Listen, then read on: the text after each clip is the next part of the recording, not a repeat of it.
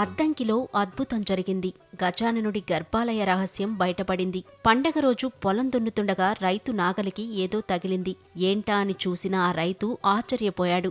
అది సాక్షాత్తు పార్వతీనందనుడు వినాయకుడి విగ్రహం.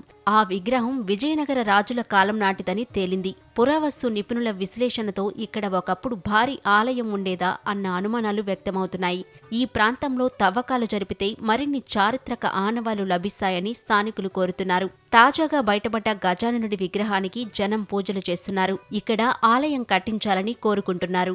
ప్రకాశం జిల్లా అద్దంకి మండలం చినకొత్తపల్లి గ్రామం ఇప్పుడు ఒక చారిత్రక అద్భుతానికి సాక్ష్యంగా నిలిచింది. సంక్రాంతి పండుగ వేళ పంట పొలానికి నీళ్లు కట్టేందుకు వెళ్లిన రైతుకు అనూహ్య రీతిలో ఆ గణనాథుడు దర్శనమిచ్చాడు. రైతు వీరనారాయణ తన మొక్కజొన్న చేనుకు నీరు పెట్టేందుకు నాగలితో చాలు చేస్తుండగా కాలువగట్టున ఒక రాయి అడ్డుగా ఉంది. రాయిని తొలగించేందుకు మట్టి తీస్తుండగా అదొక విగ్రహంలా కనిపించింది. విగ్రహాన్ని నీటితో శుభ్రం చేయగా అద్భుతమైన వినాయక విగ్రహంగా ప్రత్యక్షమైంది.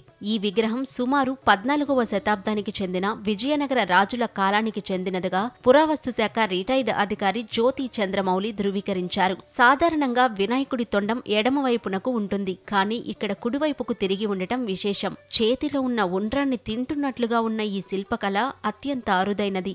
ఈ ప్రాంతంలో గతంలో భారీ శివాలయం ఉండేదని, కాలక్రమేణా అది భూస్థాపితమై ఉండవచ్చని ఆయన అభిప్రాయపడ్డారు. ఈ విషయం తెలియగానే చినకొత్తపల్లికి చెందిన భక్తులు పోటెత్తుతున్నారు.